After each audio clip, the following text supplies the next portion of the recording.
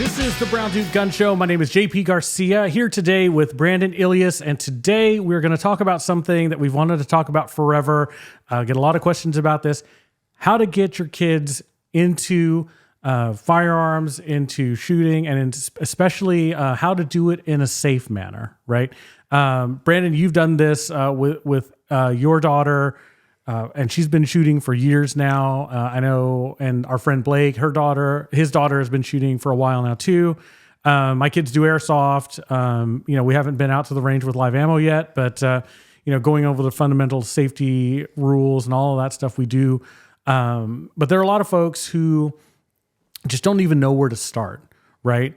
And I get it, right? Because it's generally it's a dangerous thing to do, right? Shooting guns, you have to be very careful. It's it's something that you want to do right, and especially it's very easy for kids to build bad habits quick. Yeah. So I guess maybe a good place to start would be, where did you start with Ellie?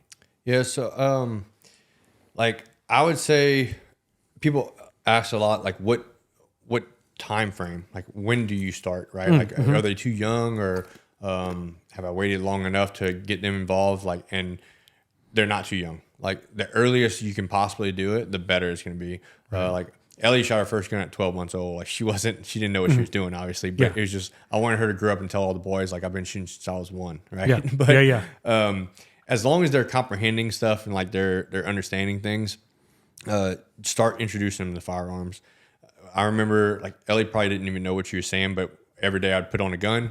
She'd watch me put on the gun, and she's just like learning how to talk. And I'd be like, "Hey, what is this?" "That's Daddy's pop out," right? I was like, "Does Ellie touch?" "No, Ellie does not touch." Right. So she'd repeat that over and over again. So it's kind of like brainwashing, right? Right. But, like, I could not trust her like touching a firearm. She was, she's 2 years kid. old. Infant. Yeah. So she definitely could not handle a firearm, but like she was repeating that, and she knew, don't touch them, don't even go around them, anything like that. She was never out and exposed to them. I didn't just leave a gun on the counter at that time. Now I can, I do that all the time, but she's at a different spot now. Right. But she knew not to touch them. Then it came into a part where it's like, hey, like I do want to touch them, or like she was able to hold up stuff and like do things maybe around like 4 years old or so. Right. I ended up buying her first firearm at 4 years old. She had a little 22, and then I'd let her hold the gun. Right. Like make sure the gun's unloaded, make sure there's no ammo in the gun, but like let her play around with the gun. Because curiosity is like the worst thing for kids. Right. So let them do that. I think you're using the term play around in like a way that's not that most people wouldn't understand. Right. She wouldn't like run around with it. She wouldn't run around with it. Like I'm observing her the entire time. I'm right there. Yeah. There's no live ammunition inside the room. But she's holding the gun and she's looking at it. She can examine it. She can ask questions about it. Yeah. She can point it at things and do stuff like that. Like all that stuff. Is she going to point it at you, or like, are they going to do that? Yes. Like they're going to do all the wrong things, right? Like they're going to put their finger on the trigger. They're going to point at you. They're going to break all the safety rules, but correct them.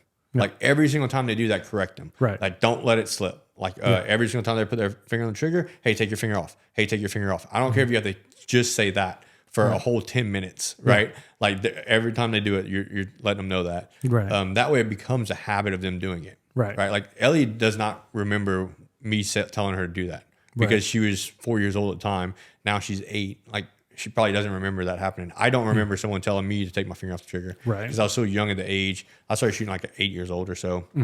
And I don't remember like having that memory of someone telling me to do that. Right. It was just so long ago.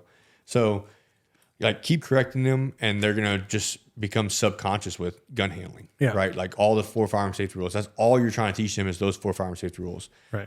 If they're older and they're like already comprehending stuff, let's say like 10 or 8 years old or so, like make them recite you the 4 firearm safety rules before you start. Right. Like, hey, you can't touch this gun until you know the 4 firearm safety rules. Right. Right. And they're gonna want to touch that gun so much bad, they're gonna be like, all right, let me learn this real quick. Yeah. And they're gonna memorize it, and that way they have it in their head and regurgitate it. Yeah, regurgitate it over and over again. She probably could not do that at the time, so because she was just so little. But yeah, like let them do that. Let them mess around with the gun. Then you can get them into like play guns, whether it be like airsoft or laser tag. Did that laser tag with her before.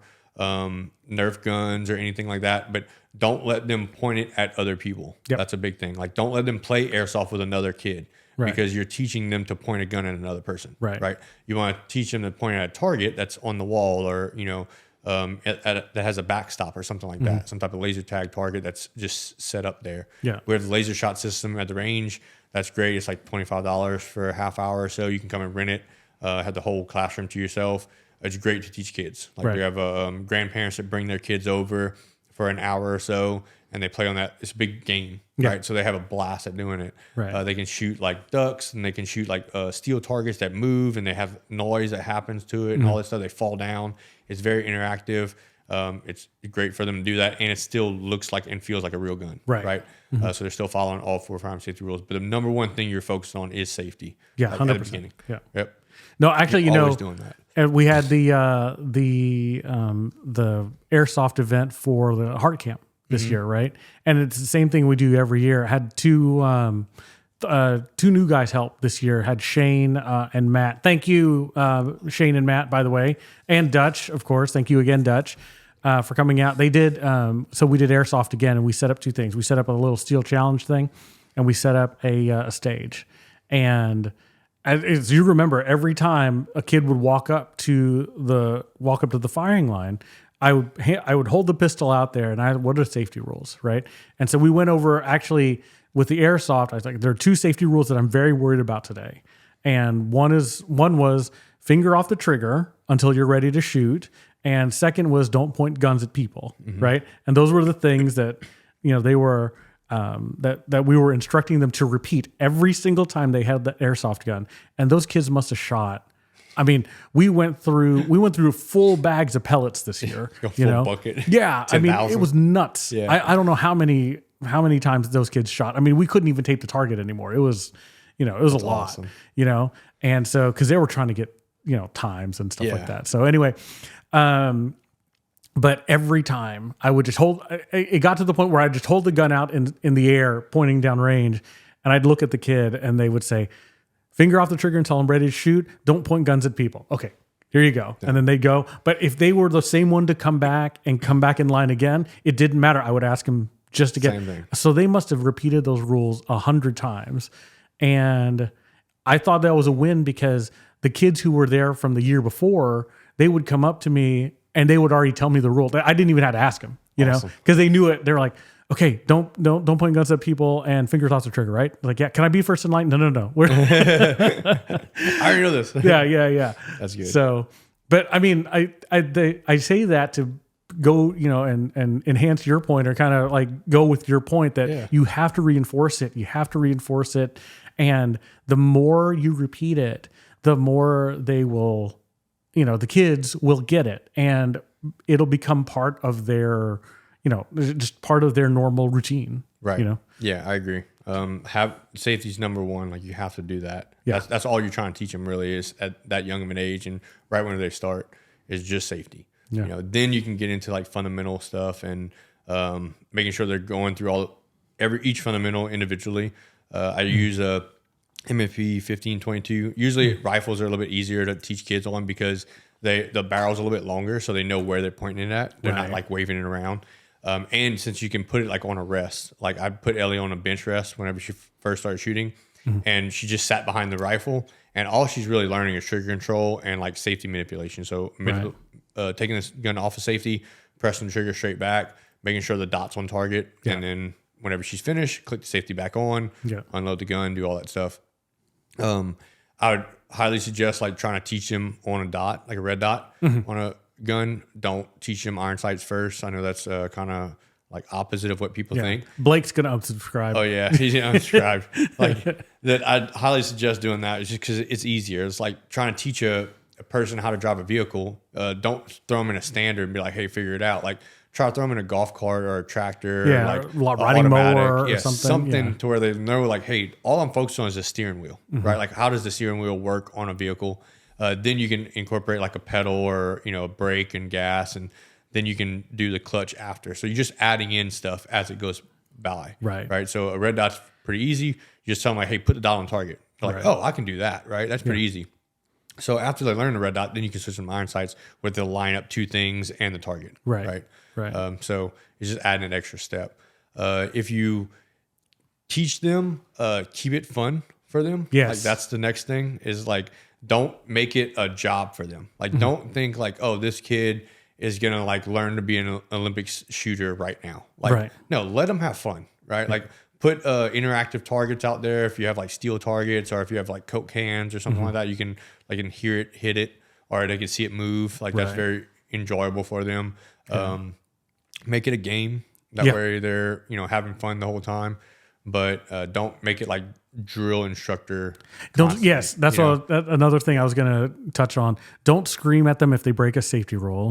Right. I mean, they, I realized that, yes, they broke a safety rule, but up until you told them about the safety rule, they didn't know it was a rule, So make sure you have to have patience with them. Yeah, have patience. Like, make sure you're stern. Make sure they understand, like, hey, you broke a safety rule. Correct. And this is very important. We're going to stop doing whatever we're going to do, and we're going to have, like, a come together and talk about it.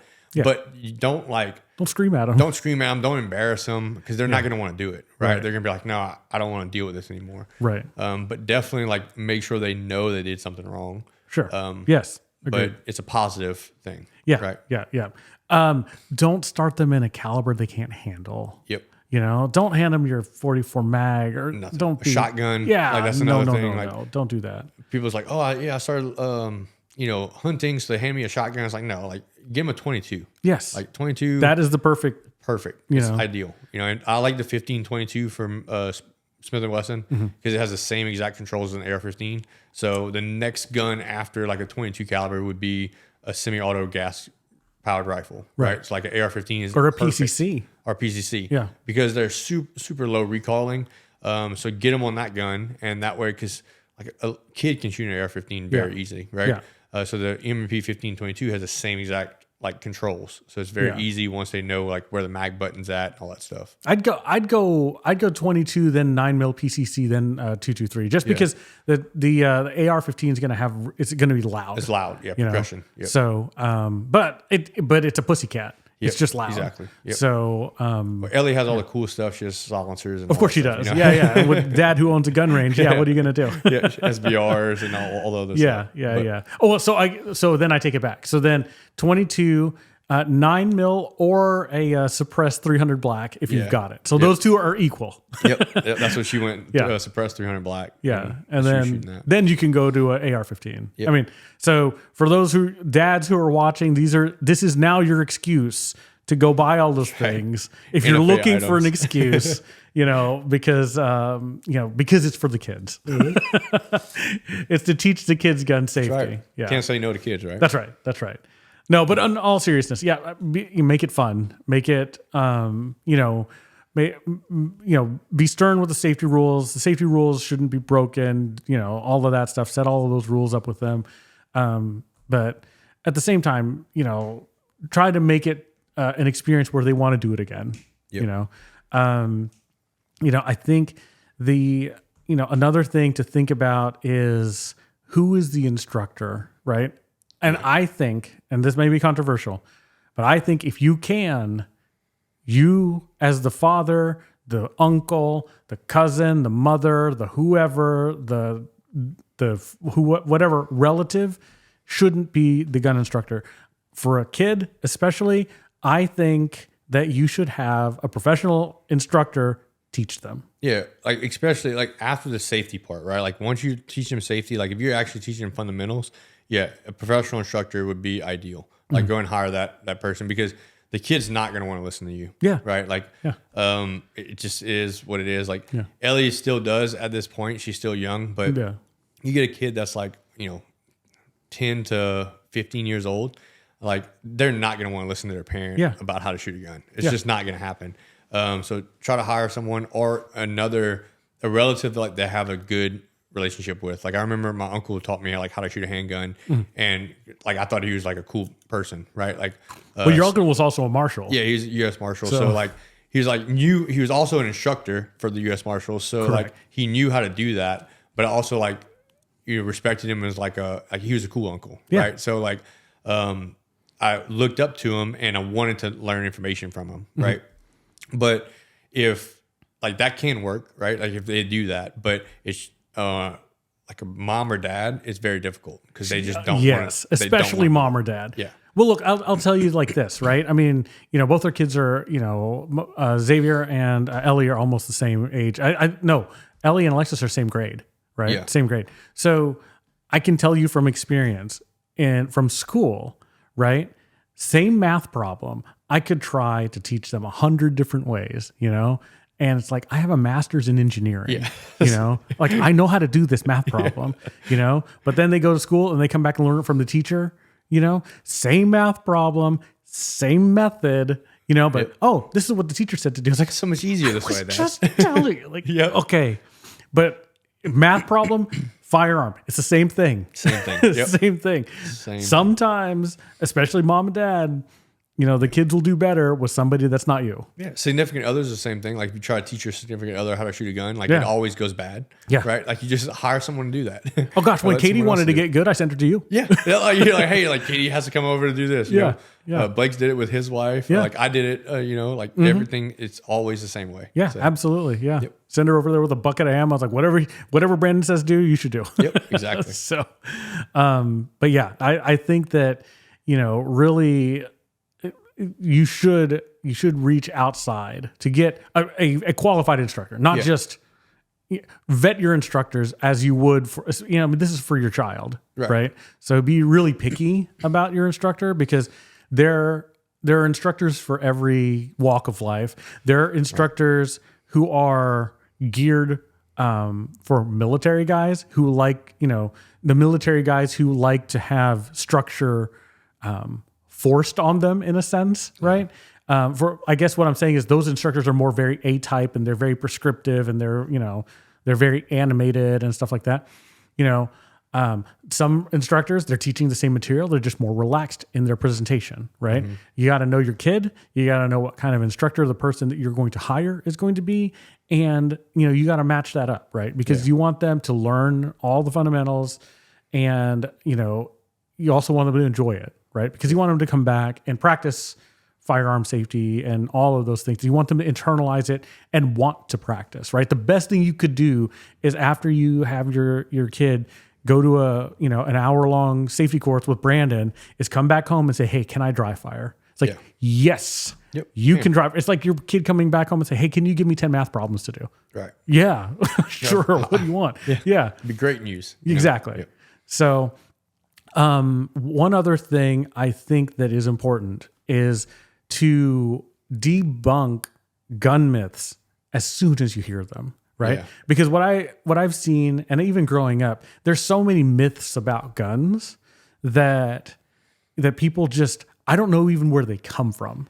But as soon as you hear them, like, hey, that's not what guns do. That's not what the guns are, like that's not what the ammunition does. It doesn't blow up in the air and have nuclear radiation or, who knows what they think, right? Yep. I think a lot of it is video games and stuff, like, because there's cool things that happen in movies and stuff like that. But it's like, hey, that's not real, right? and debunking that, because then it just demystifies a lot of it, So, because a lot of times if you have a perception, when a kid has a perception of something, it's always real until you prove them and it's not real, and especially with firearms, you have to make sure that they understand what the firearm is and what it isn't and what it's for and what it's not for, Right. So, because it's easy to watch TV and see just all kinds of weird things happening with guns and this and that and whatever,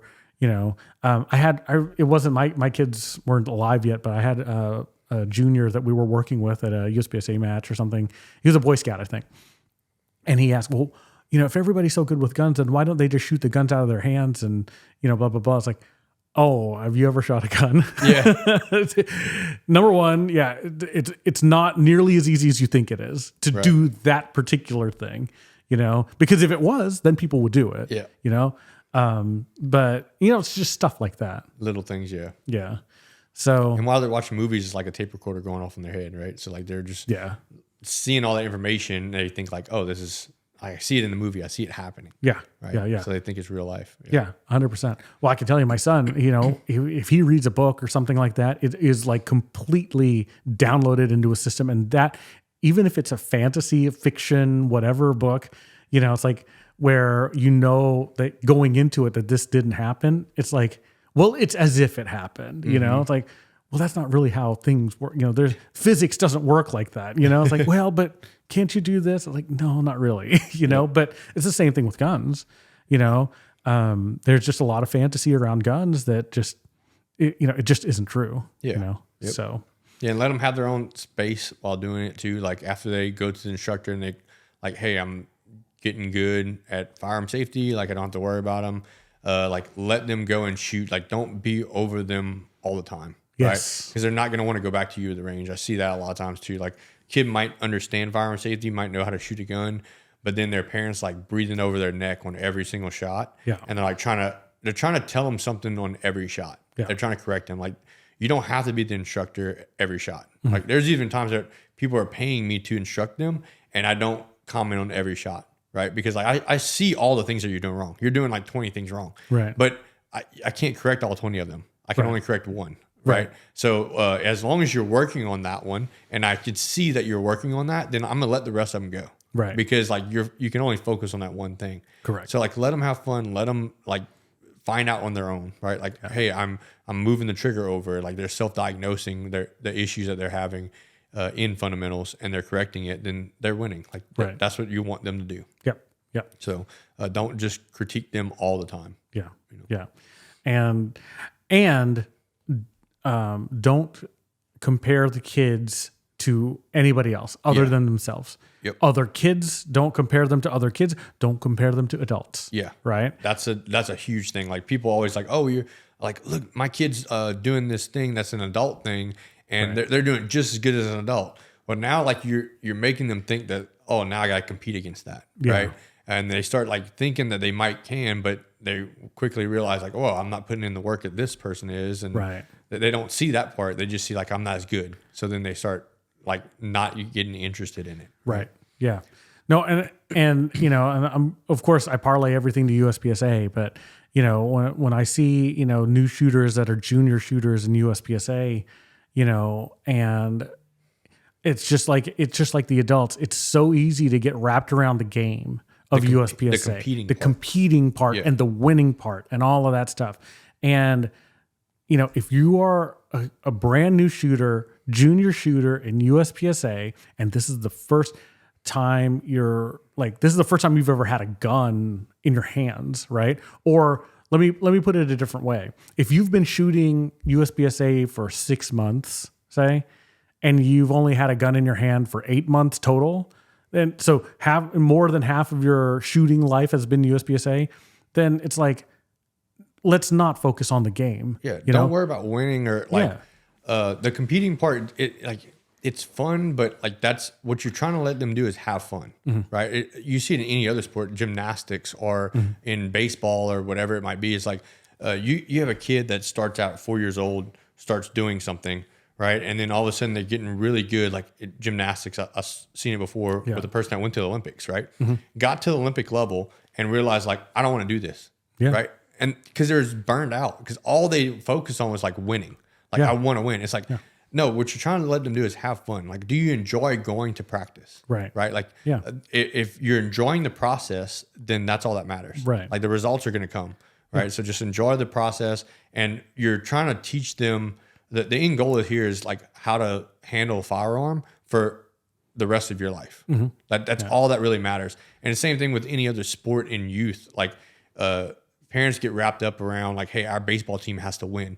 What you're trying to teach your kid is like hand-eye coordination to where they can use that in anything for the rest of their life. Right. And also like how to be a part of a team and how to like work towards something and put in hard work and get results. That's what you're trying to do. You're not trying to like actually focus on winning. Like them winning this national little league team, they're not going to like have that for the rest of their life. Like, like at some point they have to go out and get a job and like, and function in that level. Exactly. I mean, and a lot of times, they can parlay that, but I mean, you can also burn kids out on. You burn them out. That's what ends up happening. So like if they're focusing with a team and they're like practicing with that team and they're learning how to work with other people that maybe they might not get along with in other parts of life, but hey, I'm working with them in this baseball team. Right. They can apply that to a job. Yeah. Right. Like, hey, we come from two different parts of life and we don't like we're not on the same level in anything else, but we can work together at this job site and get the job done. Right. That's what you're trying to teach your kid. Yeah. Right. Yeah. So the same thing in firearm stuff. Like you're not really teaching them like, hey, to win right now. You're teaching them how to be safe with a firearm to where if they do find a firearm later on in life, they know how to use it. 100%. That's all we're trying to get out of it. Literally, that's all. And if they end up getting, proficient and that's great. That's perfect. Even better. Even better. But I think, we talked about it in the last show, and I think it really makes sense in this regard. In that, remember, there are 3 levels of shooter. There's beginner, intermediate, and the advanced level shooter, right?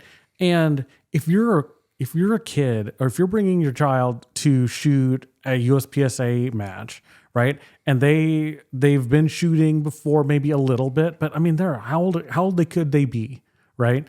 Yeah. Like even if they've been shooting, whatever for a year before they go to their first match, they're still in that beginner to intermediate level of skill, right? Clearly, they're still learning, they're still growing, Yeah. If you want to dig into just the fundamentals of shooting, well, part of it is grip and part of it's your trigger control. Well, if your hands are constantly growing and your fingers are constantly growing, then your grip is constantly changing, right? Just by nature.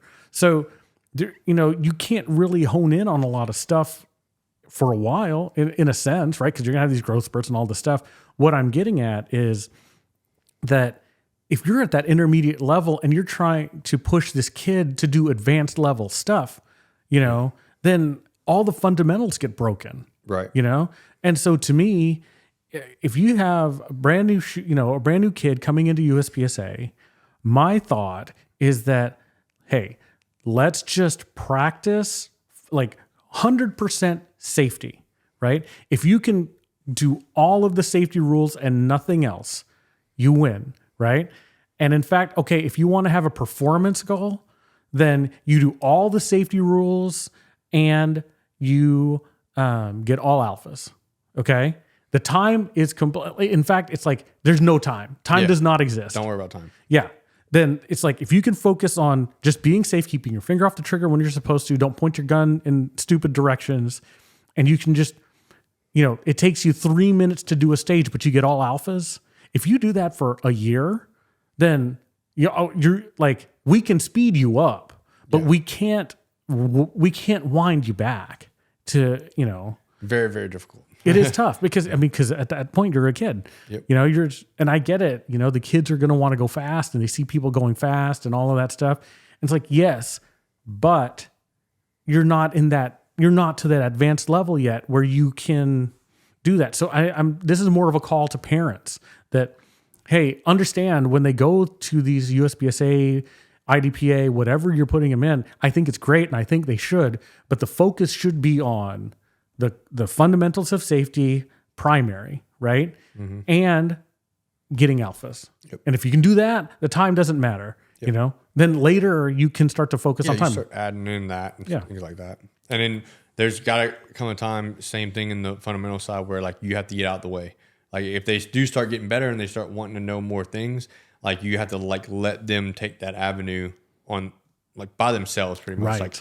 Like don't be so on top of them all the time. Like, well, you can't learn this, you can't learn that. Like you have to like ask other people like, hey, is this a good idea? Or like, what if you don't know about it? But I see that too a lot in other sports too. Like the parents get too involved, right? They get so involved into the kids, like they're pushing them so much that they lose interest into it. Yeah. If you're going to get involved in something, parents, the safety part. Yeah. You go all in on the safety. Yep. That's what you need to be. What it should be. And if they are safe, but they can't hit a target, okay, that's fine. Like let that be their lifelong journey for how to get a better group. Yep. And if they ask you, then tell them, or, then, get them instruction or whatever it is you need to do.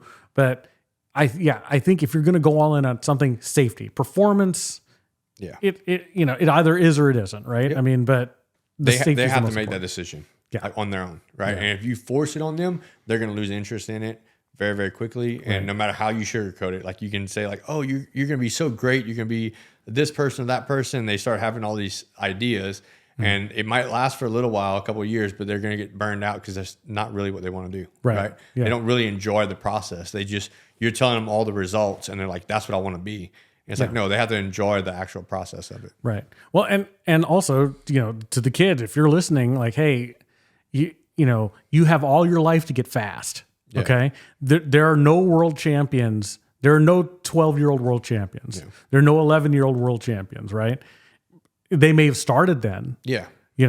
But it wasn't 10 years worth of just dedicated practice, before they got into that conversation a lot of times. And you don't even like put a time frame on it. Like, no, there's I no, have to, if I don't make it at this time or whatever, like, like Morgan was, I think 15 whenever she won hers. Yeah.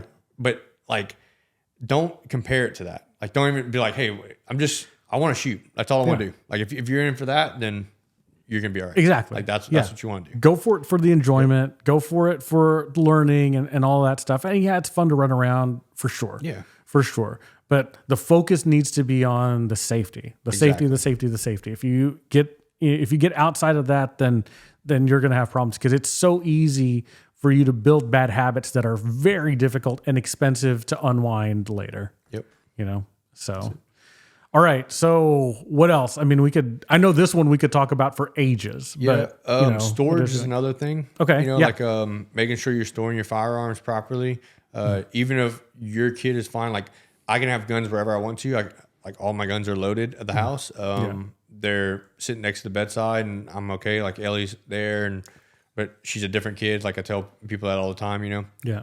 And whenever she walks into the range with like, her gun that's like high ready and she doesn't flag anyone with her finger straight. It's like, people can see that, but, you have to make sure who's coming in and out of your house. Right? Mm-hmm. So like if other kids come into your house, you need to pick up all those guns. You need to make sure they're stored in a safe spot because that's your responsibility. Mm-hmm. So, make sure you're storing your firearms in a safe area and you have to 100% trust your kid. There's no like test or anything. It's like you have to do that. Like you have to make that call. So if you say no, like there still might be a chance that they want to touch that gun, then put it up. Right. Mm-hmm. Like I can tell you right now, I don't trust any other kid with my firearms or having my firearms out besides Ellie. Yeah. Like, that's the only one. Well, and that should be the way. Yeah. Right. Yep. I mean, and I've taught other kids firearm safety. Like taught my niece that, but like I don't trust her because like I haven't had that time with her and that long of a period of time. Like I've been with Ellie her whole life. Like I know everything about it. So that's the only reason why I do. Yeah. Well, I think so. I mean, yes, you need to, be very mindful of where you always should be mindful of where your firearms are and they should be locked up when you're not in control of them. Right. But even more so with kids. Yeah. And like, it's and I hate kind of using Ellie as an example because people are like, oh, well, she's 8, so my kid can do that 8. But it's like, literally, she started at like day 1. Yeah. Like whenever she was born, I had a gun on. Right. So like she saw that every single day. Like whenever she had her eyes open and like she'd learn how to talk. Like she was seeing guns. She was watching me put on a gun. Right. So it started then. It didn't start at a certain age like this year. It's been her whole life. It's been her whole life. You own a gun store. You're a gun instructor. You're a firearm instructor. You're a high level national competitor. Yep. Like it's you are all about guns. So she is all about guns. I mean, So every kid is different. Like you have to, you can't just base it on Ellie. Yep. Because don't compare. Yes. Yep. No. The parents, we have to gauge our children and figure out when do we feel comfortable, when do we feel ready, and you bring them up that learning curve. Yeah, for sure. Yep. So storage is a good one. What else? I think if,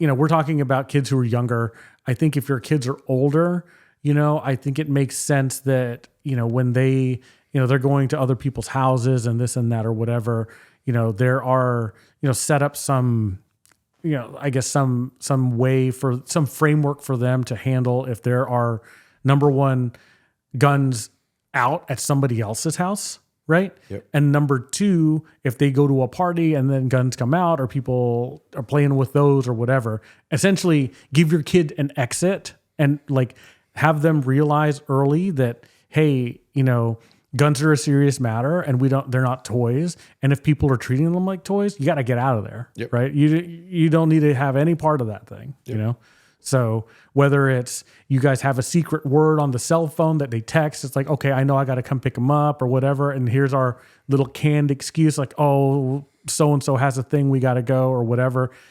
Give them an out because, kids, especially like in the teenage years, they don't want to have, they don't want to look, uncool in front of their friends, but also give them a way to get out of that situation. Yeah.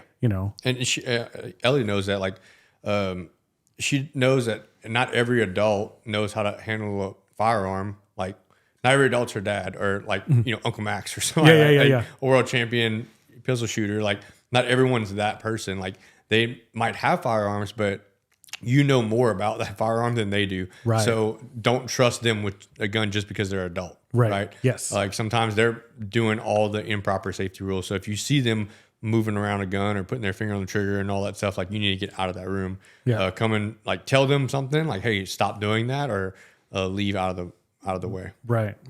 And and like, if you can get out of the situation, help your kid figure out ways to do that. Yep. I think because that's that's how people get on the news. Yep. That's right. So let me think. What else? Kids and guns.